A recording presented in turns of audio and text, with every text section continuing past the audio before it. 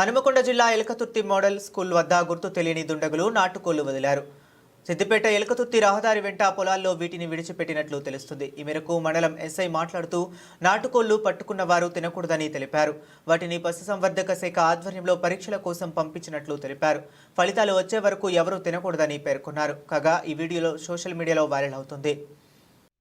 నేను ఎస్ఐ ఎలకతుర్తి ఈరోజు ఉదయం 6:30 గంటలకు ఎలకతుర్తి మరియు ఇంద్రనగర్ గ్రామ శివార్నగర్ మధ్య ప్రాంతంలో అల్లి సురేష్ వ్యవసాయ బావి వద్ద గుర్తు తెలియని వ్యక్తులు దాదాపు 800 నుంచి 1000 నాటుకోళ్లను వదిలినారని, వాటిని అటుగా వెళ్తున్నటువంటి ప్రజలు మరి చుట్టుపక్కల గ్రామాలు వచ్చి పట్టుకొని వెళ్ళినారని తెలిసింది.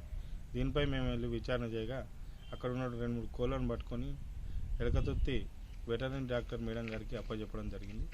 దాన్ని ఫర్దర్గా ల్యాబ్కు కూడా పంపించడం జరిగింది. ఈ విధంగా ఎందుకు వేసినారు, వాటికి ఏమన్నా వ్యాధి సోకినదా లేదా మంచిగా జనాలు తినచ్చా తినరాదా అనే విషయంలో దాన్ని ల్యాబ్కు పంపడం జరిగింది.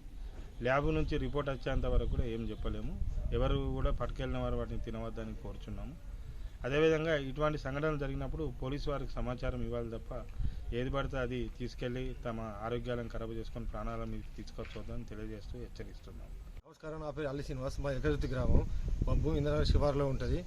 ఉదయం బావి కాడికి పోతుంటే ఎవరు గుర్తు వ్యక్తులు ఒక 500 నుంచి 1000 నాటుకోళ్ళని దించిపోయారు.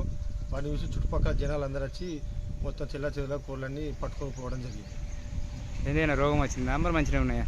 రోగం ఏం లేదు, కానీ వెయిట్ లెస్ 6 కిలో సైజు లోపు ఉన్నాయని చెప్పేసి వాళ్ళు దాన పెట్టలేక దించిపోయారని మా అనుమానం.